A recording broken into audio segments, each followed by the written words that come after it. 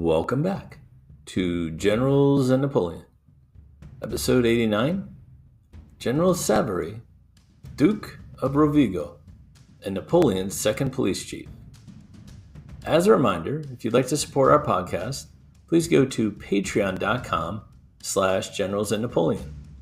If you'd like to support our podcast in other ways, please go to YouTube, find Generals and Napoleon, and hit the subscribe button. As always, we appreciate your support. Now, on with the show. We have a fantastic guest on the line today, all the way from Singapore, my good friend Jonas Deneve. How are you, Jonas? Hey, John. Happy to finally make it for your show. I know I've been delaying it a little bit, but happy to be here finally, and humbled to be part of this. Oh, well, I'm honored to have you on as well. So thank you for joining us. Thank you. For those of you who don't know Jonas, he has a wonderful blog and a Twitter page, just really detailed firsthand accounts of the Napoleonic era. It's called napoleonicchronicles.wordpress.com. And Jonas, could you tell us a little bit about what we'd find there? I'm really a big fan of reading eyewitness accounts, so memoirs, letters. And for me, I felt it was it's like a niche that I really wanted to get into. And so what I started doing is translate mostly French or French allied accounts. There's such it's such a great rabbit hole to get into, and through the blog, I actually want to give people the opportunity to read some of the more overlooked accounts, or some of them that have been released only recently, or mostly those that have been overlooked, because through time there's the outpour of these matters is so big, it's easily to get overwhelmed. So I want to bring them back in the spotlight. Yeah, and I think that's a great thing that you're doing, because it's pretty easy to hop online. You can dig up Napoleon's letters, or even Marshal, Murat, or Ney's letters, but to find the letters of like a conscript or a captain, or like a primary sources like that, I think, and that's why I enjoy your blog so much. I think that's really cool to see just not only the opinions of Napoleon or the campaigns, but just how they live from day to day.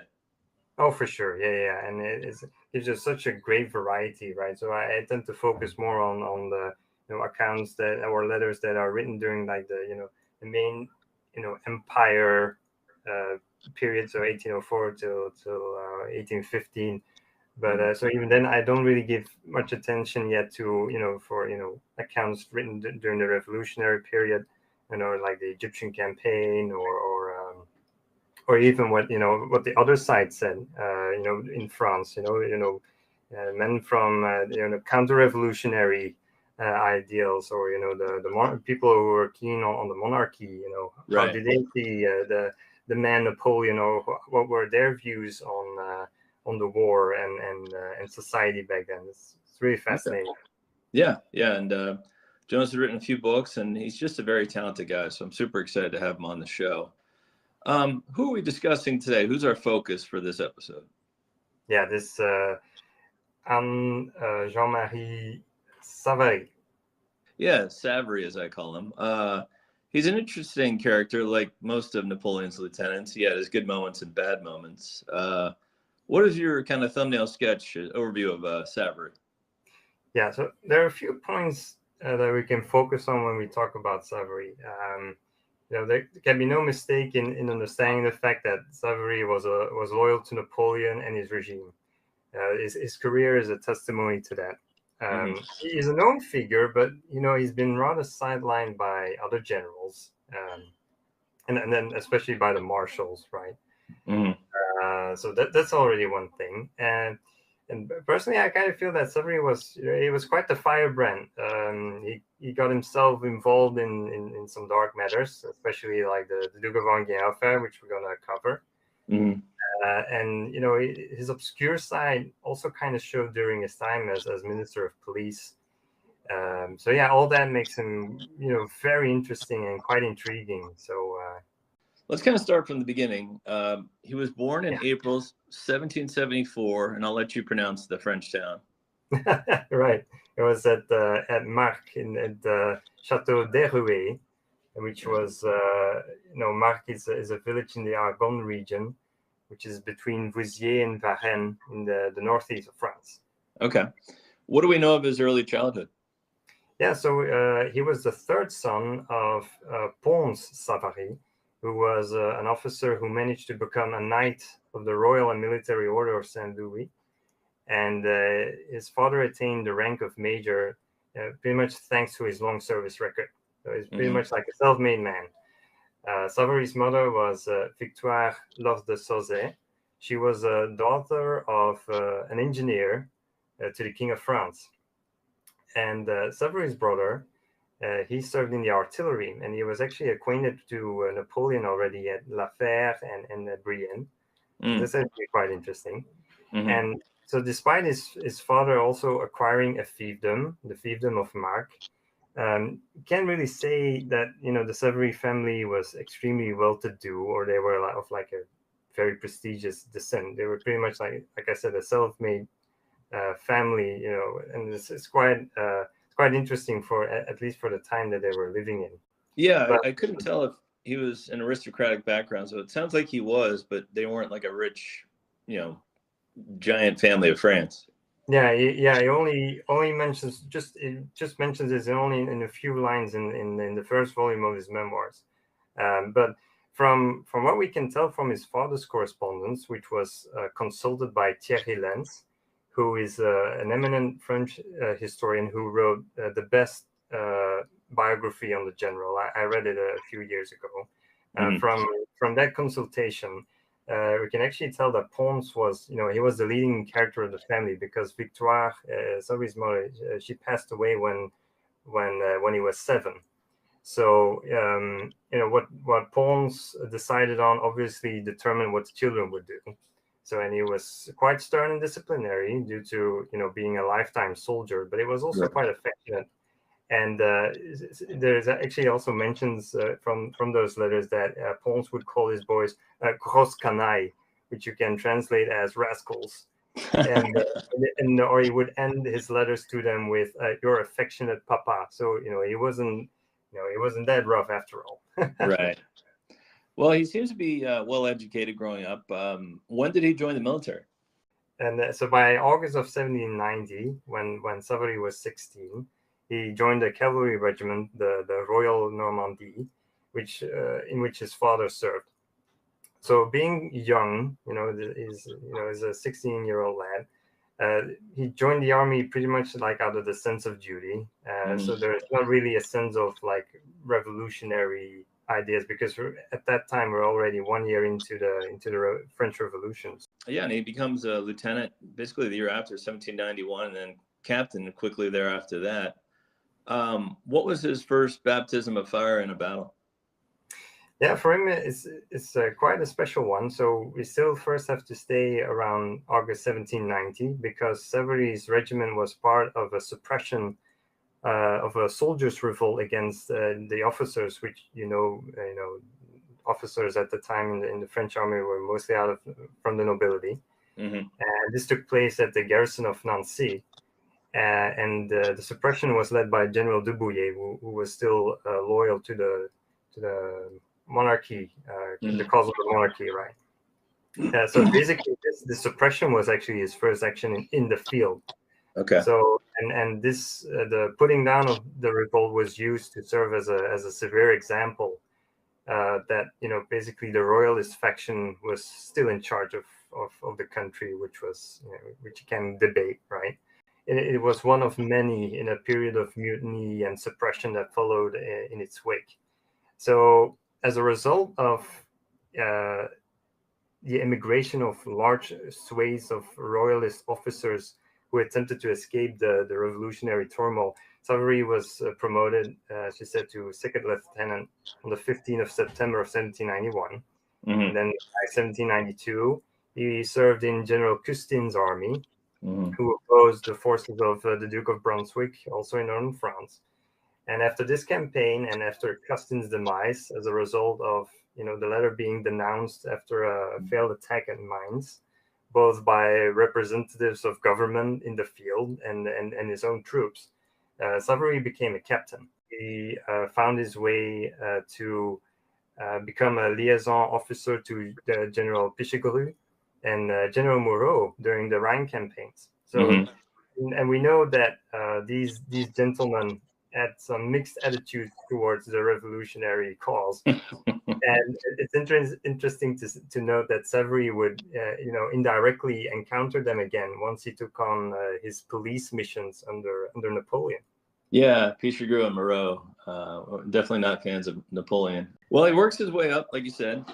He becomes an aide to the talented General Desai, and he serves both Desai and Napoleon in the 1798 Egyptian conquest. How did this campaign go? Yeah, so for Savary, he led the landing forces of Desai's division during the conquest of Malta and Alexandria in Egypt. And he also took part in the Battle of the Pyramids. And in his memoirs, he actually very interestingly describes the engagement as follows, and I quote, "We had scarcely time to give the alarm and open our fire when we found that this formidable cavalry had already surrounded us. So great had been the rapidity of its charge that we were unable to alter the position of our two divisions, which massed one another to nearly the extent of half a battalion in front. The danger was pressing. We commenced firing, never supposing that the two divisions, which were only 100 paces asunder, would be under the necessity of keeping up a fire towards those parts of their flank fronts which masked one another for a few yards. The contrary, however, came to pass. The charge of the Mamelukes was extremely impetuous in our front, which a fire of grape shot and musketry brought the men and horses down in heaps around our squares." So yeah, this is quite interesting. Yeah, that's quite detailed, and that was a huge victory. However, as we know, at least military-wise, we know that the campaign turned out for the worst in Napoleon's case. So one of the other highlights for Savary's case was that he attended the negotiations that would take place between Desai, who was sent out by General Kléber, who took command of the army when Napoleon fled the country. Yep. And so negotiations between Desai and the infamous Sir Sidney Smith, to have the French forces return home. Yeah, and Smith was quite a thorn in Napoleon's side in a few moments in his life, I would say. Yeah, definitely. So yeah, eventually Desai and Savary and the French are basically, they surrender, I think, in 1801. They're repatriated. Actually, that's before that, 1800. And they get back just in time for the Battle of Marengo. Yes. And what happens here? Yeah, so Savary still served under Desai as his first aide-de-camp during the Second Italian Campaign, up to the Battle of Marengo, as you said, where he was killed. And it was there that, Desai was, struck in the chest by a canister round, and it exited through his shoulder blade. So it was quite a brutal but quick death. So by that time, we have to remember that Savary served under Desai for a long time. So he had a great affection for him, and he admired his talent and humanity. And he was actually the one who found his superior's body, which he recognized by the abundant black hair that Desai had. If you see portraits of him, you'll know about this. Napoleon himself also was very close to Desai, and he was really impressed by how Savary had such unwavering loyalty and willpower. And it was there that the future emperor appointed Savary to become his aide-de-camp as well as a confidant. Yeah, I think that's interesting. Desai probably would have been one of the original marshals of the empire. For sure. Yeah. The man was extremely talented. Life cut short. The interesting part, though, I think, is that Marshal Davout also worked under Desai. So not only did Napoleon take Davout under his wing, it sounds like he took Savary under his wing as well. Oh, he was quite keen on doing that. Like he would notice people of certain talents and then put them under his wing. Yeah, that's for sure. Yeah. Well, in 1801, like you said, Savary becomes colonel of the gendarmes assigned to protect Napoleon. Yes.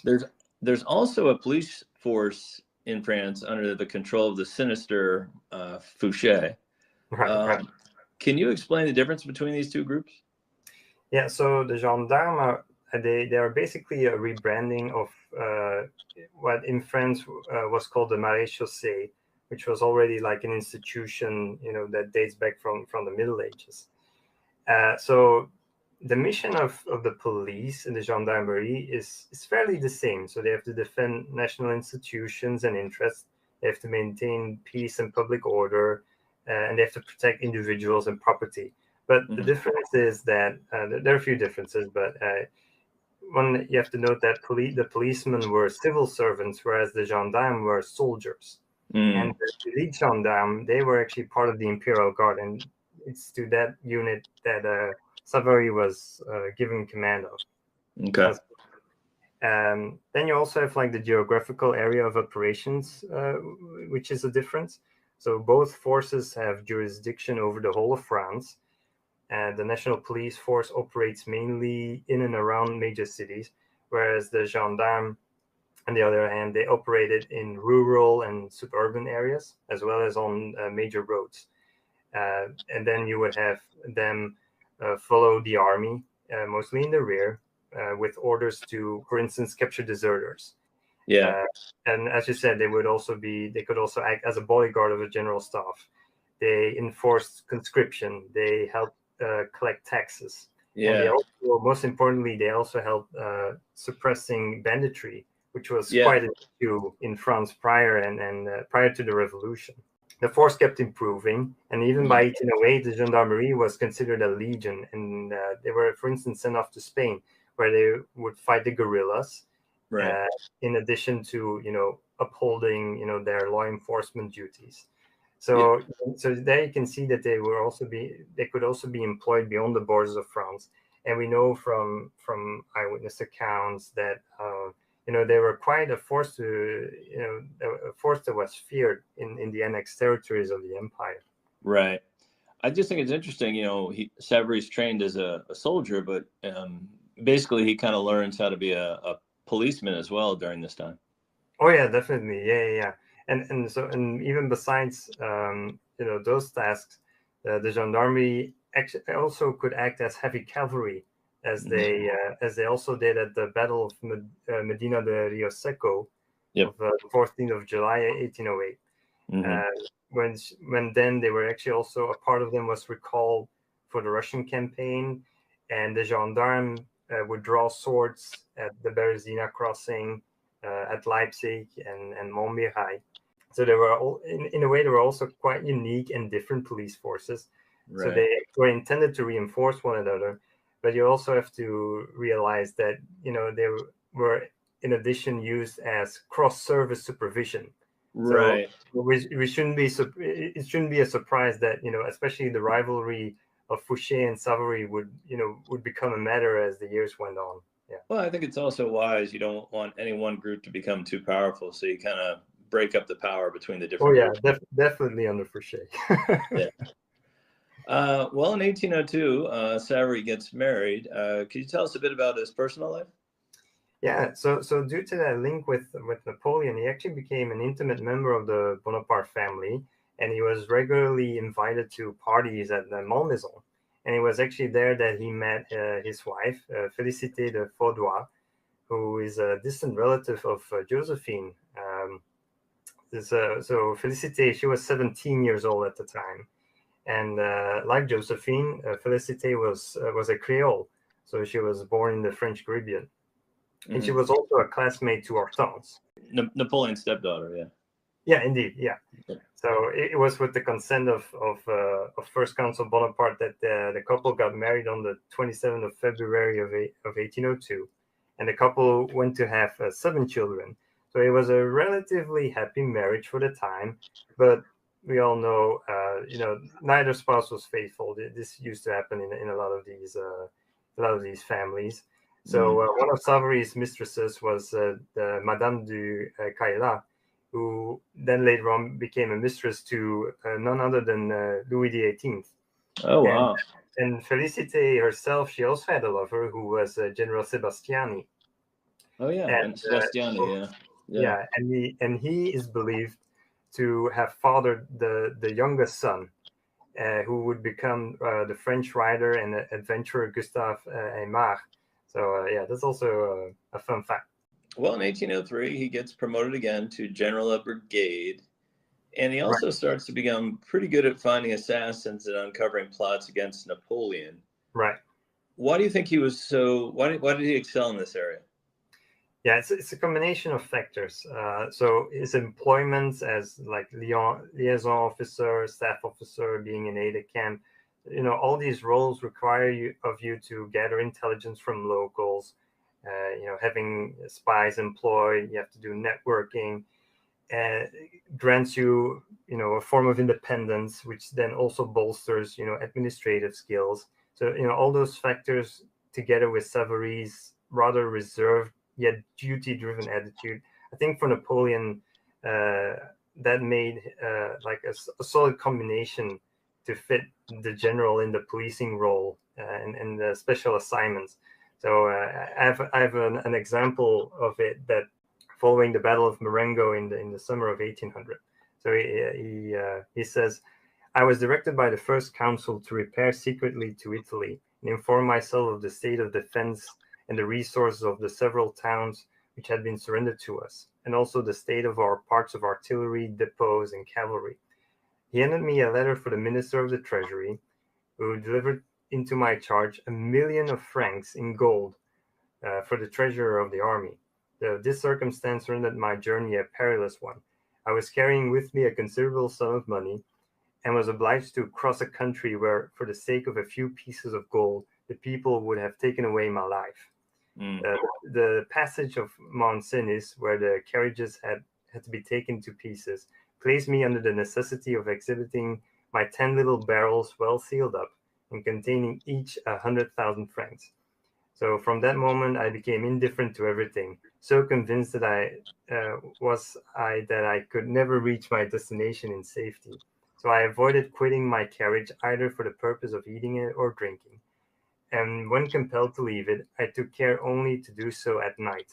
I must, however, own it to the credit of the Savoyard peasantry that they loaded my barrels, the value of which they well knew, without manifesting the smallest intention or desire to seize them. Yeah, that's some story. Yeah, indeed. Yeah, and throughout his memoirs, he recounts several of these instances, and more interesting ones to come. Yeah, and it just shows his loyalty to Napoleon and the regime. Well, let's move on then to discuss one of the more unsavory moments of his career and Napoleon's career. Right. The Duke of Enghien. I think this affair is kind of a mountain out of a molehill, but I know at the time it was very scandalous. Yeah, right, definitely, yeah. Can you walk us through this? Yeah. Quick overview here. So we have to recall that, by the end of the 1790s and the early 1800s, Napoleon became the target of, anti-revolutionary and royalist agitators who tried to dispose of him. Multiple times. Yeah, multiple times, right? And one of the most well-known events is the failed assassination attempt on Napoleon's life in the Rue Saint-Nicaise, which took place on Christmas Eve of 1800. Which bolstered Napoleon's resolve to track down, the insurgents. Mm-hmm. So Savary was actually sent out to survey the French coast, and Normandy comes to mind, where British ships would land agents and financial means to bolster plots against, Bonaparte's regime. So during these actions, you had a certain Captain Wright, and he was captured. So he was a Navy officer who played a role in the events. And he was the one who brought Georges Cadoudal, who was a Chouan counter-revolutionary leader from Brittany, who had to flee the country. It was Wright who brought him back to France at the cliff of Biville. Unfortunately for Wright, he was to die in mysterious circumstances. Officially, they say it was suicide, but there are some doubts. His life was ended at the Tour du Temple fortress prison in 1805. So yeah, something was definitely brewing. Right. So Savary actually managed to infiltrate the conspirators' meeting place. So his reports alerted the government of the importance of the scheme. And the plot also involved General Pichegru and Moreau. Who we talked about earlier. Yep. Yeah, exactly. So Pichegru was arrested, and he also committed suicide. Again, mysterious circumstances, which took place on the 4th of April, 1804, which was also at the Tour du Temple. While Moreau had a better fate. He was exiled to the United States. Right. Then you have Cadoudal. He was arrested on the 9th of March of 1804, and he was sentenced to death and guillotine on the 25th of June after he refused to appeal for a pardon. So the investigations revealed that the conspirators had sought to return a prince of royal blood to France to consummate their scheme, right? Right. So earlier in March of 1804, Napoleon was actually resolved to arrest Louis Antoine Henri de Bourbon-Condé, better known as the Duke of Enghien, who was the prince by blood to the Maison de Condé, which is a French princely house and a cadet branch of the Bourbons. Right. But he wasn't living in France at the time. Yeah, he wasn't living in France at the time. So he was under suspicion of taking part in the plot that Cadoudal was brewing. Also, quite important to note that what were Napoleon's motives in this. So most likely the arrest was an attack aimed to intimidate and smother royalist dissent, and it was actually also employed by Napoleon to basically underline his dedication to the revolutionary cause. Right. But in any case, as you said, on the night of the 15th of March of 1804, there was a detachment of dragoons commanded by General Ordner. He was sent to German territory illegally, and they kidnapped the Duke at Ettenheim, and it was then brought to Strasbourg. So by the 20th of March, the Duke of Enghien was taken to Vincennes, and he was tried that same evening without any witnesses by a military commission chaired by General Hulin. And Savary, who headed the elite gendarmerie, he gathered at Vincennes as well, but he was not a member of the commission. But he did attend the deliberations.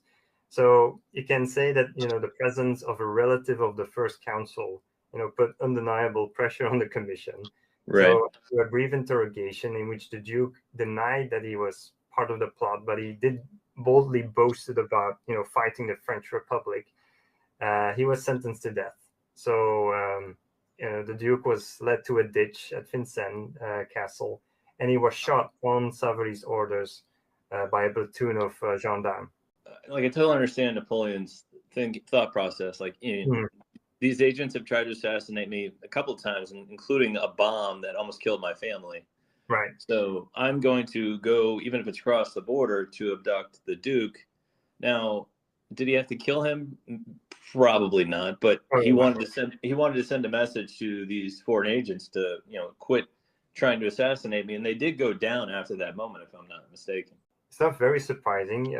We also have the case of Tsar Alexander and his father. That was quite controversial, to say the least. So it was quite a thing of its time.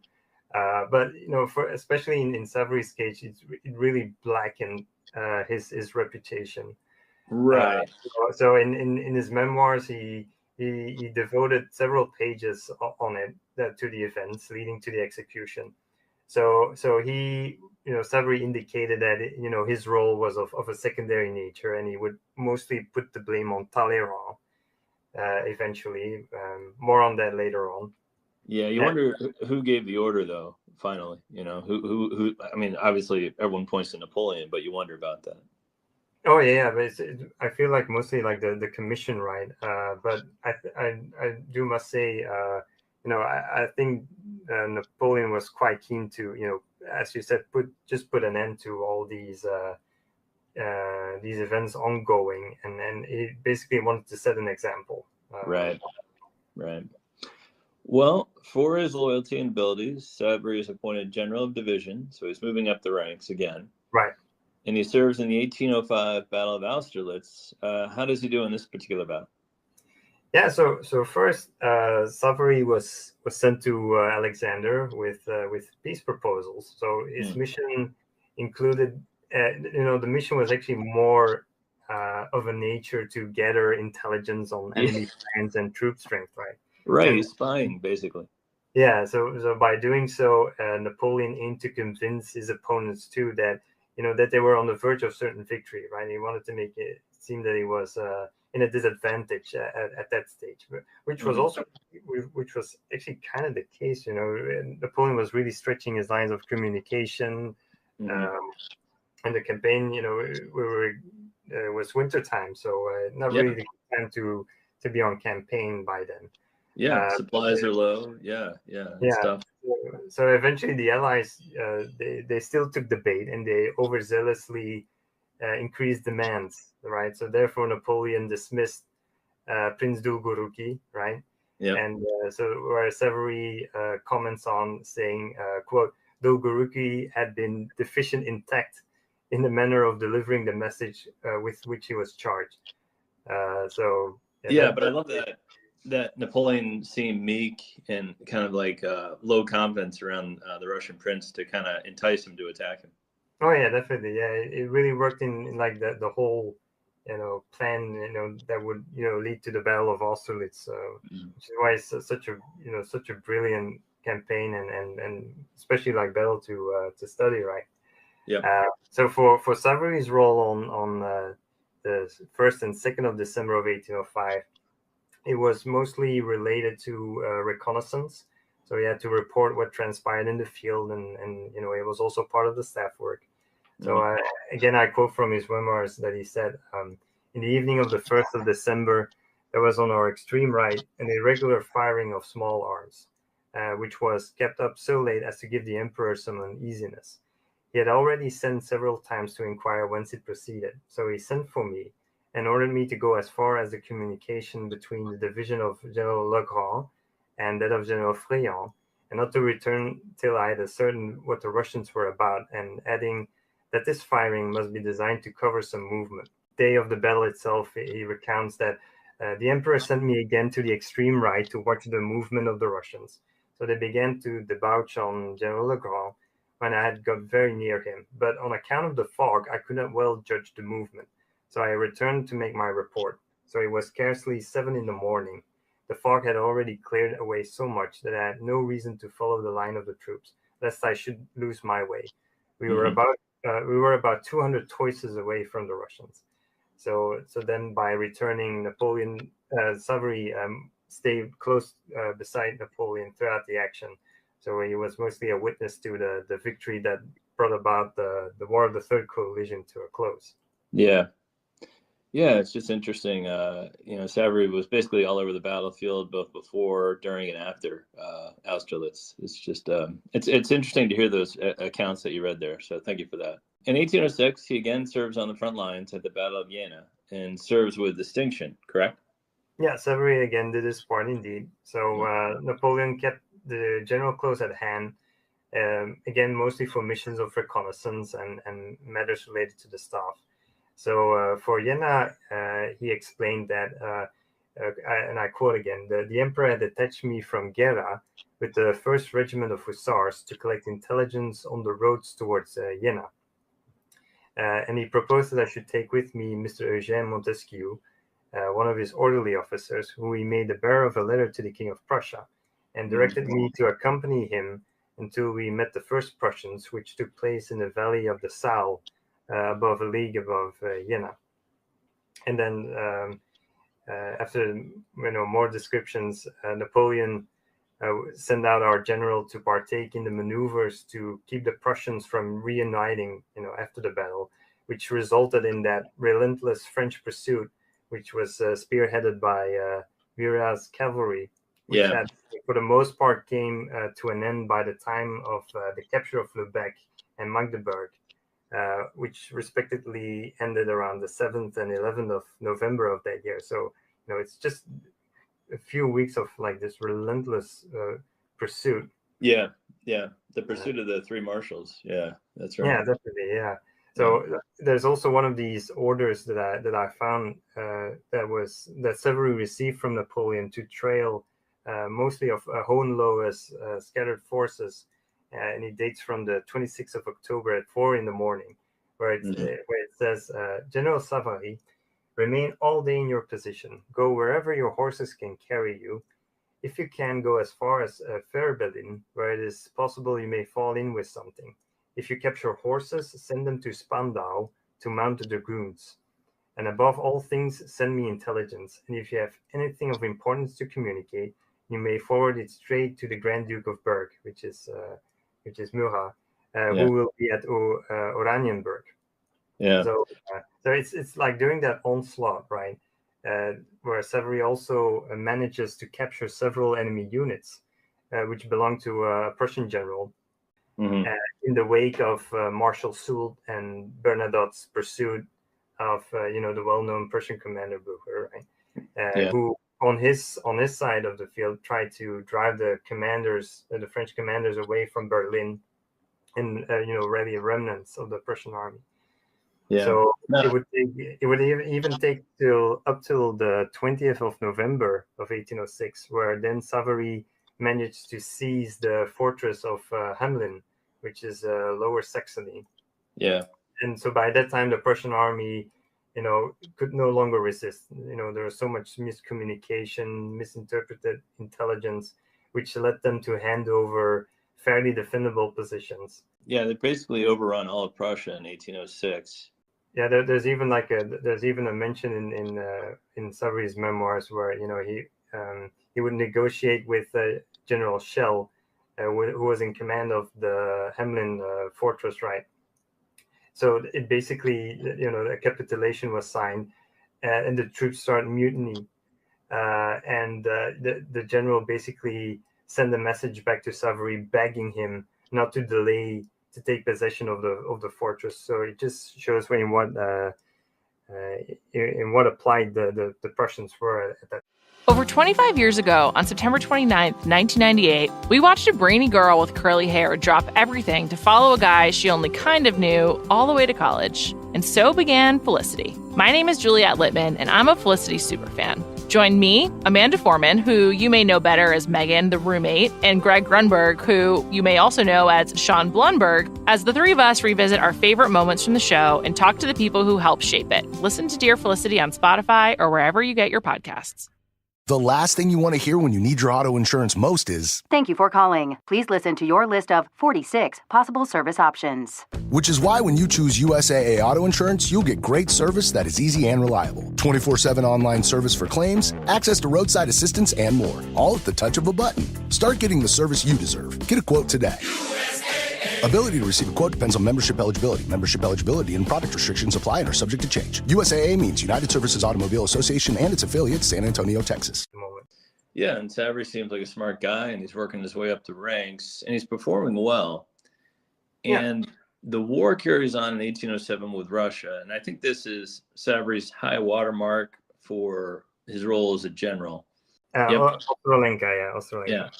What I like about this battle is two future marshals, Oudinot and Suchet, they weren't marshals yet, but they allowed themselves to kind of be superseded by Savary, and everyone worked together in this victory. Can you kind of talk what happens in this battle? Yeah, for sure. Can give an overview. So by early 1807, Savary was placed at the head of the 5th Army Corps. So he replaced Marshal Lannes, who had been ill since late December of 1806. So Savary was then tasked with defending Warsaw against the Russians in the aftermath of the Battle of Eylau.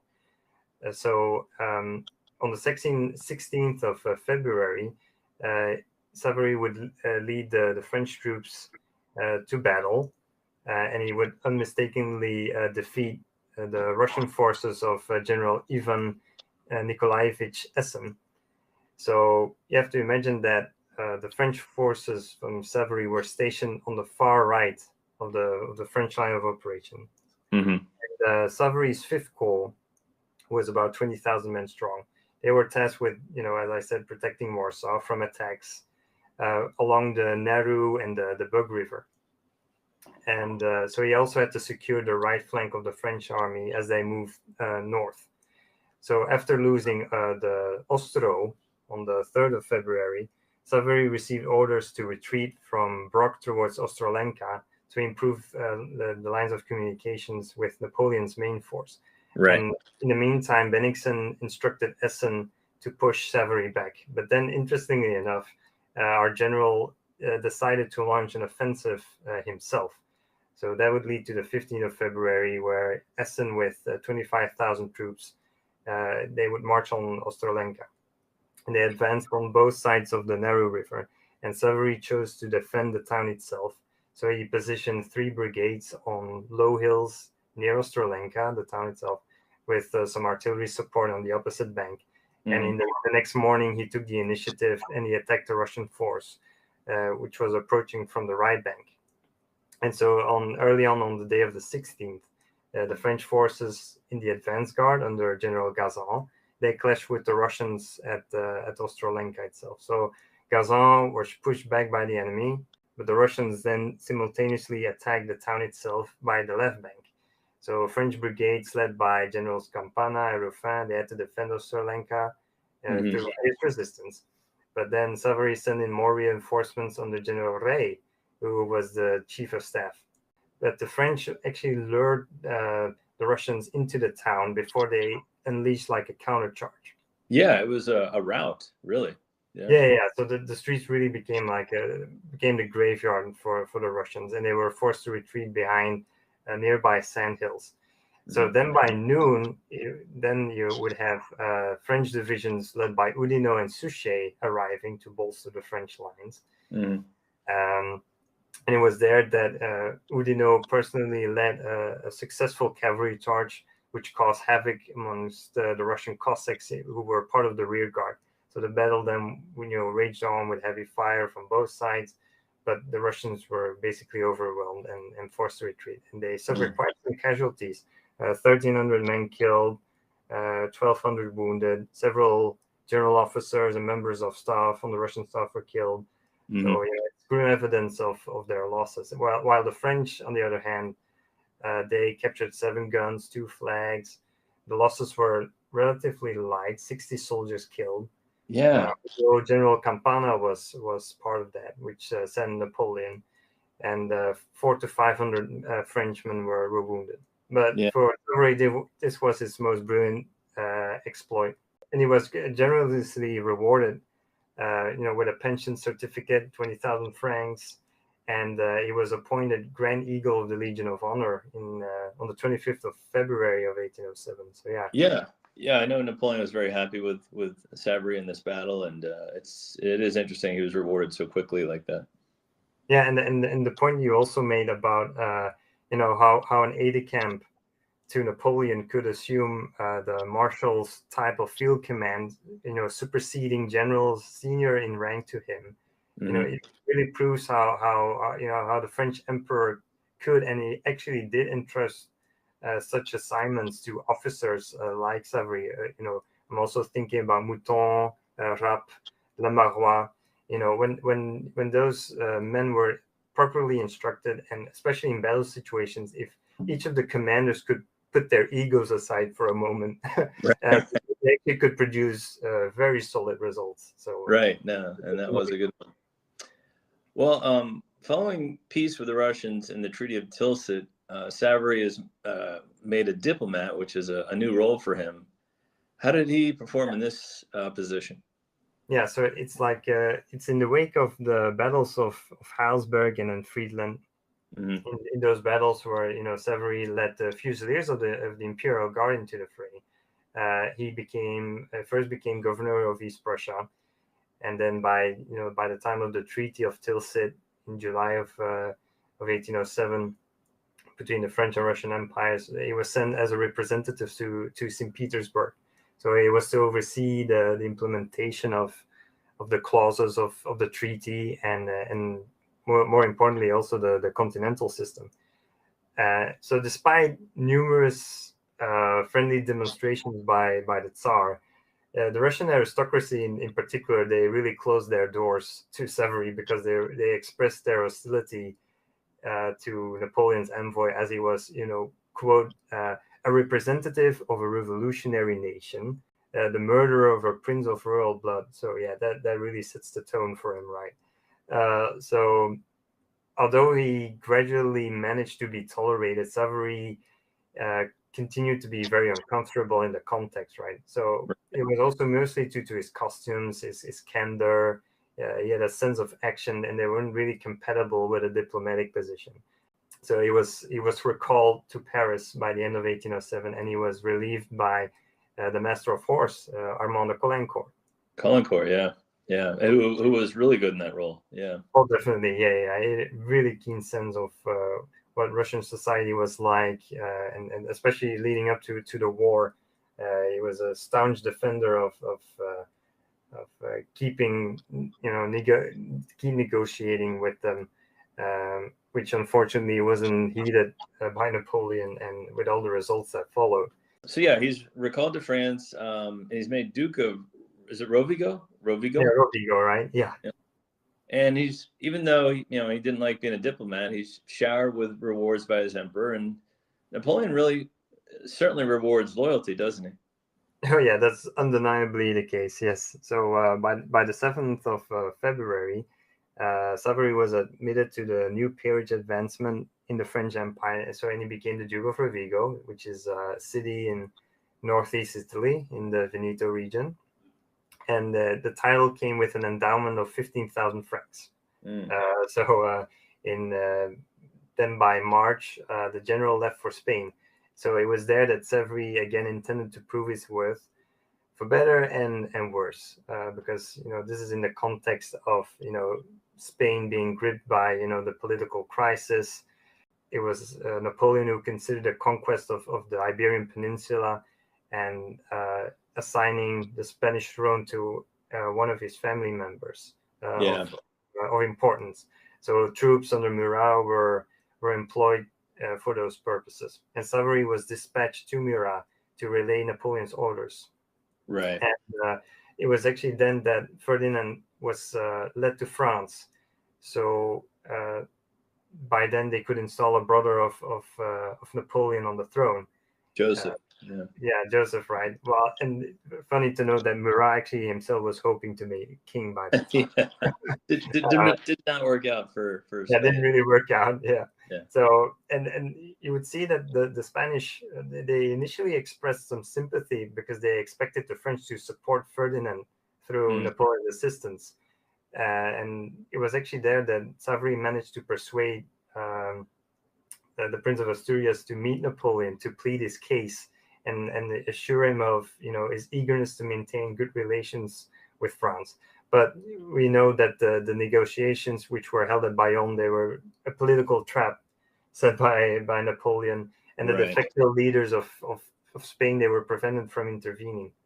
Right. So by then the Spanish royal family, they realized they were in error, and they had to they were forced up to give up control of the country. Right. And then by that time in Madrid, you had the 2 de Mayo, put down by Murat, and the revolt would keep on going throughout the month.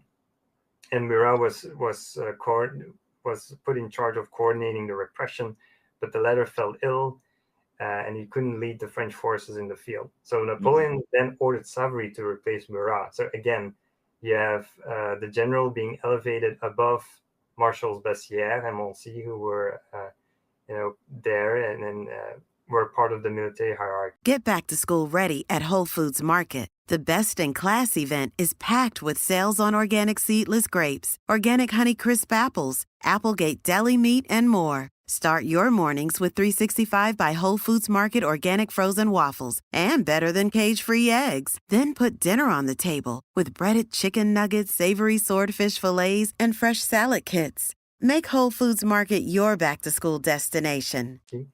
It just sounds like a mess, like the whole thing, like from start to finish, the Peninsula War, which it was. But yeah. Oh yeah, definitely. Yeah. As there, just the personalities in charge, they would only heed Napoleon's word, but they would interpret it differently depending on their situation, right? So it would create issues, right? So that also resulted, for instance, in Savary opposing the French ambassador in Spain, which was Count Antoine de la Forêt.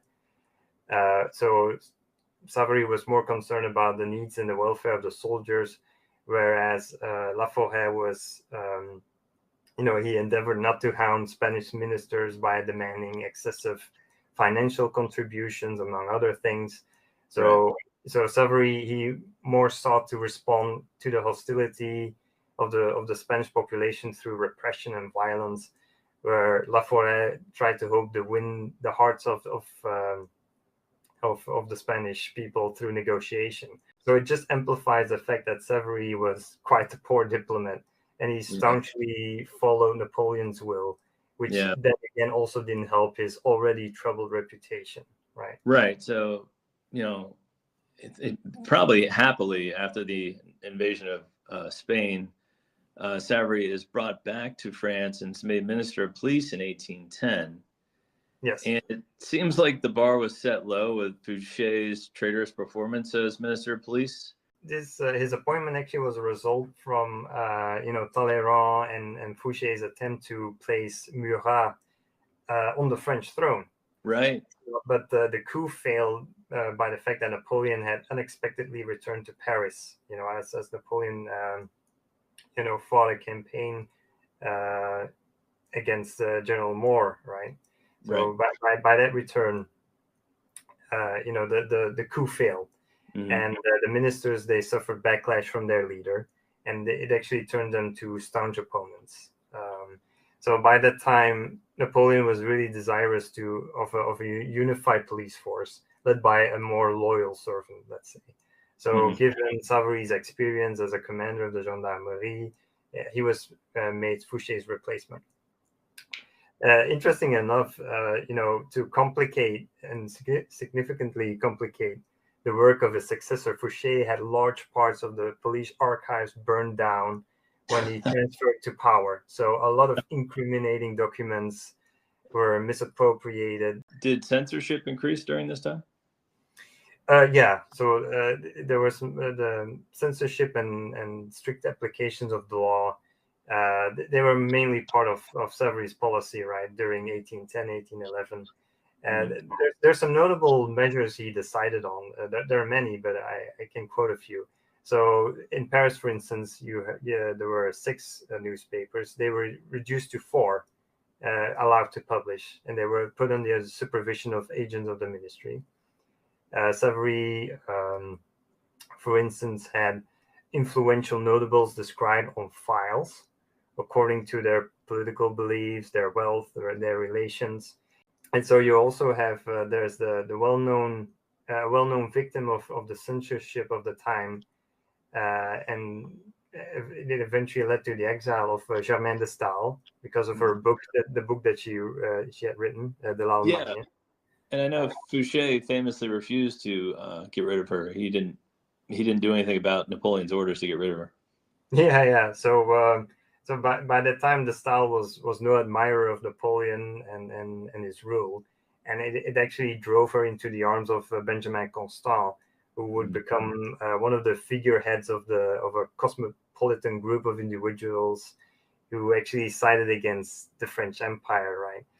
Savary's legacy, is being branded as more severe than Fouché's, but it's related to the fact that our general had quite a rocky reputation, so he wasn't a great diplomat, and so for the most part he would stuck to the letter of what he was told to do. Right. Whereas Fouché, he always managed to position himself in a way that he had options available to him when matters went sideways. Right. Well, we'll come back to his legacy here in just a minute. I'd like to discuss briefly, if we can, because I know there's a lot to it. The Malay conspiracy of 1812 October. Right. Napoleon's been away from the capital for months because he's in Russia on campaign. And Malay, a former general, and his conspirators spread a false rumor through Paris that the emperor has been killed in Russia. Right. Can you kind of walk us through what happens next? Yeah. So in the morning of the 23rd of October, Malay, who was imprisoned for conspiracy, he managed to escape his place of detention early in the morning, and he actually managed to proceed to barracks of the French forces of the capital with a forged Senatus Consultum, which described that Napoleon had died in Russia and that the French Republic was refound. So, with the backing of soldiers, Mallet actually headed to the La Force prison, and he demanded the release of two other generals who were also in captivity there, Lahorie and Guidal, and they joined Mallet in his coup. They actually managed, very easily to get to the police ministry, and they caught Savary at his bedside. Like literally sleeping in bed. Yeah. Yeah, and Savary actually managed to escape death. Actually, Guidal was imprisoned on the minister's orders, so he actually was keen on getting a weapon and determining on killing him. But Lahorie managed to intervene because he was a former comrade in arms of Savary. So he was arrested and he was taken to prison by Guidal. And there were other associates of Savary, Pasquier and Desmarais. They suffered the same fate. So by then, Mallet, he dealt with gullible soldiers and officials, right? And he couldn't convince General Hulin, who he met along the way, to join Mallet's general staff. So in desperation, Mallet shot Hulin, shattering his jaw. And by that time, luckily, there were two officials who overpowered Mallet, and they rushed back to the ministry, and they also apprehended Lahorie. Savary was released, and the conspirators were basically eliminated. And Napoleon eventually hears all this, and that's one of the reasons he has to leave the army behind in Russia, right, to get back to Paris as soon as possible. Oh yeah, it's actually quite it's actually quite a stunning sight, because this is happening in the power center of Napoleon's empire. So I can imagine this happening at the front back at home. Then by the time that the Russian campaign was going, this really played on Napoleon's mind. So it's actually quite a legitimate reason to return, despite leaving the army behind. But this he couldn't take, right? So he had to return back to Paris and take control. It was basically also a sign that as the master wasn't at home, things could go really badly, as it really showed. Although Savary keeps his position as police chief, it kind of lowers his reputation, don't you think, of the all-knowing, all-powerful Savary? Oh yeah, definitely, right? So he basically was unable to thwart the plot. So the ministry was effortlessly taken over. Savary was arrested in his sleepwear. The Parisians really made fun of his incompetence by that time, and the imprisonment. And so Savary, but also the Minister of War, Clark, the both of them, they failed to act with sufficient initiative to prevent the coup. That's for sure. In 1813, 1814, the empire is in decline. Savary does everything he can to help the emperor with conscription and censorship. But even the loyal Savary can see that the writing is on the wall and the empire is ending, don't you think? Yeah, we can say that he started realizing this as time went on. So despite what happened with the Mallet affair, Napoleon desperately needed Savary's support. So after the catastrophic withdrawal from Russia and the French defeat at Leipzig in October of 1813, the Sixth Coalition, they appeared to be on their way to defeat the Grande Armée, right? So in an effort to maintain national cohesion, Napoleon urged Savary to ensure, the enforcement of conscription, expand censorship, pursue more credible and robust propaganda. So, and a very good example of this that I had during my research, one of the letters that struck me was one addressed to a major in southern France, in whose community the local newspaper reported the French defeat at Vittoria of June 1813. Savary got word of it, and he urged to shut down the printing presses, and he basically instructed the major that the opposite had to be reported to the locals. So you also have to recall that, the royalist sympathy in the south of France was a thing, so he couldn't have such matters. Such matters could cause defiance against the regime. So it's a really striking example of it. Yeah. So by early 1814, as the campaign for France was underway, Savary made every effort to follow, his master's orders as best he could. And so the situation in the capital became, more and more critical by the day, especially by March, right? So Savary described Paris in his correspondence to Napoleon as, a city at the end of its resources. There's no more vigor. And the Allies actually then managed to intercept such messages to Napoleon. And it was actually, one of the many reasons for them to continue the push into Paris, because that would decide the outcome of the campaign. And, it nullified Napoleon's efforts during the 6-day campaign. And, the coalition forces, they just kept up the pressure against the shaken subordinates of Napoleon.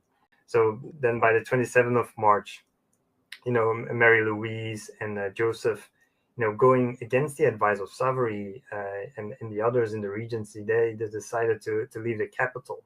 Right. So with that happening, Joseph, as the Lieutenant General of the Empire, he made the political misjudgment to keep Talleyrand behind in Paris. Yeah. So it was then Talleyrand who helped negotiating the surrender of the city alongside Marshal Marmont through the Austrians. Who was represented by Schwarzenberg, right? Yeah, and he abdicates in April 1814, and Savary retires to his country estates. He is entrusted by the returning Bourbon royals, who think he is plotting a return of Napoleon from exile. Correct. And Napoleon eventually does return in 1815 to recapture the throne. Savary returns to serve under him, but notably, he gives the chief of police job to Fouché. Why do you think relations weren't as good with Savary this time, or why do you think Fouché got the job over Savary? Yeah, so from what I get, there wasn't so much a fallout between Napoleon and Savary per se. Our general by then was really disgruntled by the events of 1814. He became a target of the royalists during the Restoration, and basically intrigue really played a role to have Fouché assume his role again as police minister. You also had Marais, who was Napoleon's longtime Secretary of State. He was also quite keen to keep Savary away from a minister position, because they had grievances in the later years of Napoleon's reign. So Fouché, by then, he managed to again position himself in such a way to become indispensable. Yeah. And also, he's simply too dangerous to remain rogue. So Savary, in his memoirs, he felt that fellow ministers and politicians, they were tricked into believing that by giving Fouché the role, he would be appeased and he would rally again to Napoleon's cause, which we all know by hindsight it was a mistake. Yeah. And Fouché was simply someone who would take paths to keep himself relevant, and he would then abandon them once his personal objectives were met, or when the political tables were turning in such a way it wasn't beneficial to him anymore. So right. Well, Napoleon abdicates for a second and final time after the 1815 Battle of Waterloo. What was Savary's later career like? So by the 21st of June, the news of the Battle of Waterloo silenced, the emperor's supporters. And at the Élysée Palace, Savary was one of the personalities around the emperor to have him sign the second abdication. So he then accompanied Napoleon on his way to Rochefort and board the HMS Bellerophon, with them bound to Plymouth in July of 1815. So when Napoleon arrived, close to England, the French ruler learned that he would be exiled to the island of St. Helena. Right. And the British actually allowed him to choose officers as his escort, but Savary was actually was made an exception. for his role in the Duke of Enghien affair. So yeah, his past would come to bite him in the rear end, I must say. and another victim of it was General Lallemand, because he betrayed Louis XVIII in the build-up to the 100 Days period. Mm-hmm. So these two generals, they were informed that they had been placed by Fouché on the infamous liste de proscription of the 24th of July 1815, Right. which included the banishment of Bonapartists or condemning them to death. Right. So, you didn't want to on that list. Yeah. Yeah, it's quite a tremendous document. So there was an arrest and a trial before a war council, awaiting the generals on their return. But however, they were taken to Malta as prisoners of war. So by then the British, they wouldn't really intend to keep two French officers in prison for life. So by late 1816, these two generals left their Maltese prison and they boarded a ship bound for Odessa, and they arrived in Smyrna at the Anatolian coast. And it was there that Savary learned the outcome of his trial in January of 1817, and where the chambers actually sentenced him to death. Right. So then there's a long set of Savary traveling to all parts of the Ottoman Empire, but also Austria, where he was arrested by the local authorities as he was identified there.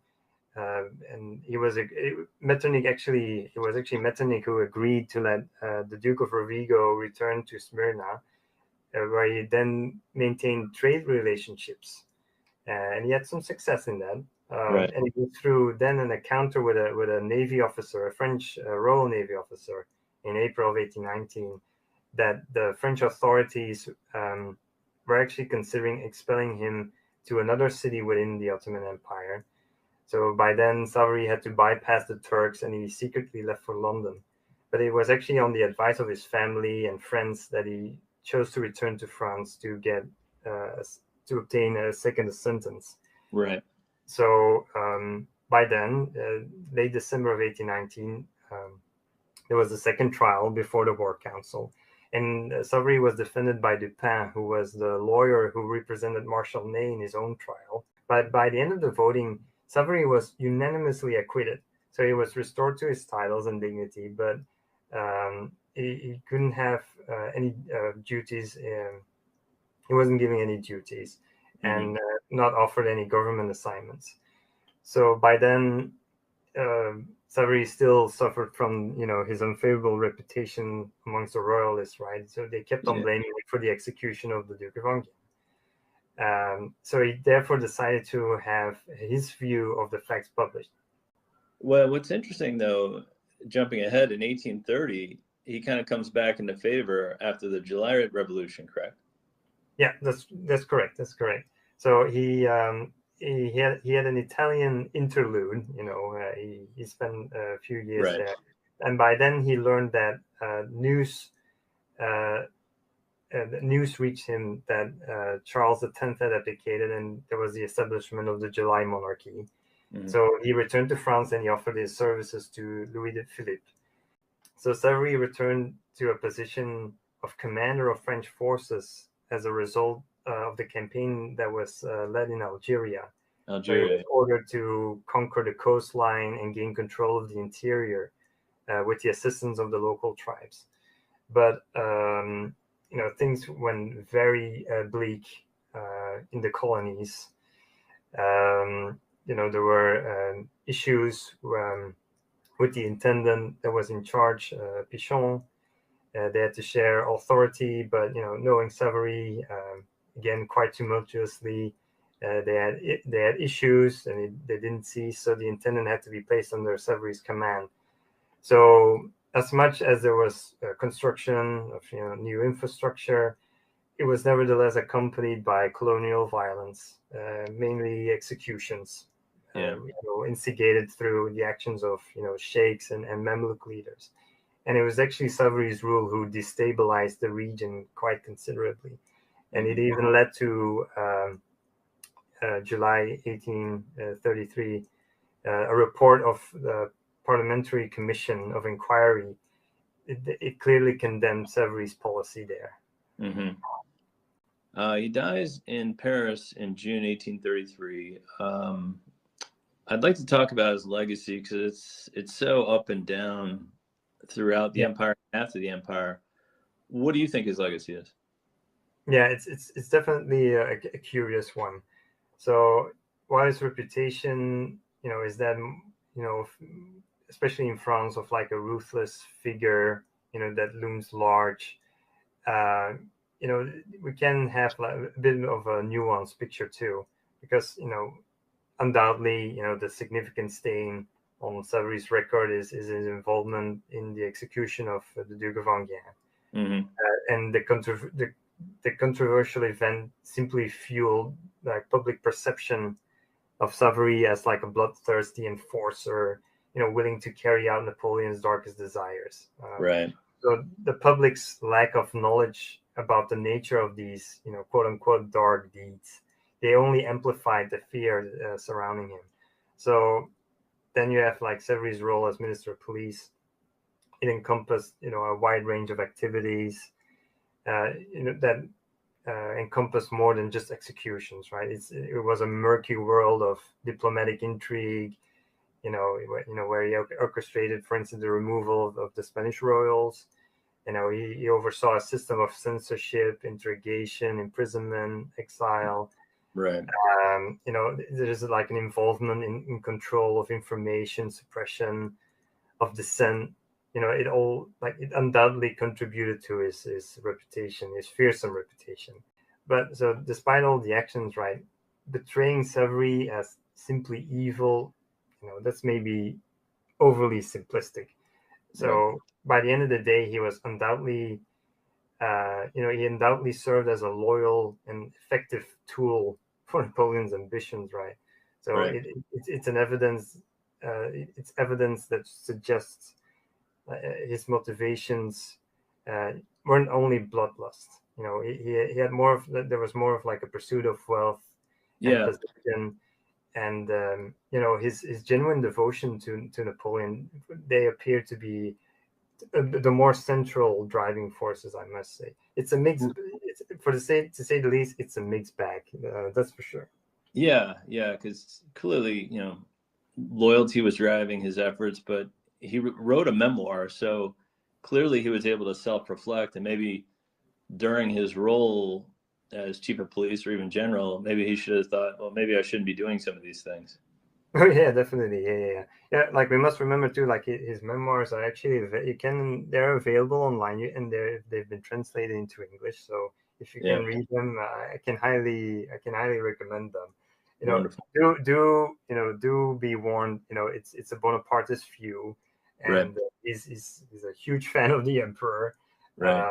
But to say the least, to have like insights of of the police work and all the intrigue that revolved Napoleon's reign, they can provide quite some insights. That was great, Jonas. I appreciate the overview on Savary, and that was fascinating. And again, I'd like to remind all my listeners to go to napoleonchronicles.wordpress.com, where you can see Jonas's information.